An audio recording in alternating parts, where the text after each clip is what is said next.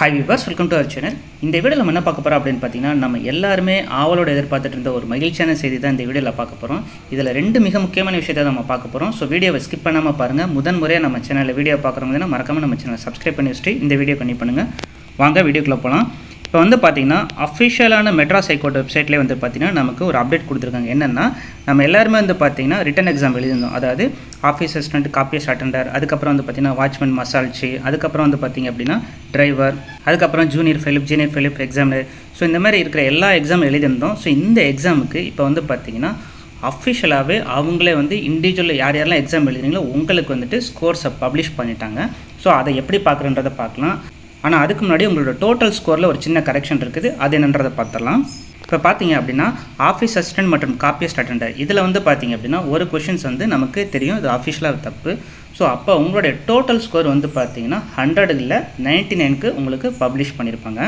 அதுக்கப்புறம் வந்து பார்த்தீங்க அப்படின்னா நம்மளுடைய 10th ஸ்டாண்டர்டான எக்ஸாமினர், சீனியர் ஃபெலிப், ஜூனியர் ஃபெலிப், reader, process writer, xerox operator இதில் வந்து பார்த்தீங்கன்னா 170க்கு நீங்கள் எழுதிருப்பீங்க. அதுலேயுமே வந்து ஒரு கொஷின்ஸ் தப்பு இருக்குது. ஸோ இங்கே வந்து பார்த்தீங்கன்னா உங்களோட டோட்டல் ஸ்கோர் வந்து பார்த்தீங்கன்னா 169க்கு தான் கன்வெர்ட் பண்ணி கொடுத்துருப்பாங்க. ஸோ மறக்காமல் வந்து நீங்கள் எல்லாரும் உங்கள் டிஸ்ட்ரிக்கு நீங்கள் எவ்வளோ ஸ்கோர் பண்ணியிருக்கீங்க அப்படின்றத மறக்காமல் நம்ம சேனலோட கமெண்ட்டில் மென்ஷன் பண்ணுங்கள். ஸோ அதுக்கப்புறம் வந்து பார்த்திங்கன்னா இந்த ஸ்கோரை நம்ம எப்படி தெரிஞ்சுக்கிறது அப்படின்றத நம்ம பார்த்துடலாம்.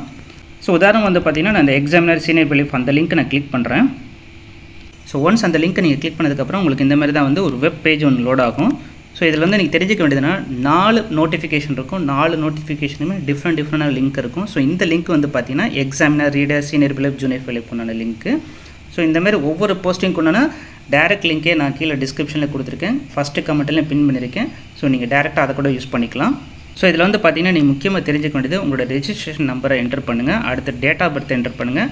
கேப்சா கோடை என்டர் பண்ணுங்கள். இதில் வந்து பார்த்தீங்கன்னா கேப்ஸு ஸ்மாலில் பார்த்து கரெக்டாக என்டர் பண்ணிட்டு நீங்கள் சப்மிட் பண்ணிங்கன்னா உங்களோட ஸ்கோர் உங்களுக்கே வந்து டிஸ்பிளே ஆயிரும்.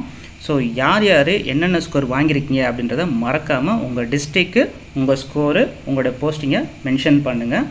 உங்களுக்கு இதை பார்க்குற ஏதாவது டவுட் இருந்துச்சு அப்படின்னா மறக்காமல் கீழே இருக்கிற கமெண்ட் பாக்ஸில் மென்ஷன் பண்ணுங்கள். மீண்டும் மற்றொரு காணொளியில் சந்திப்போம். தேங்க்யூ.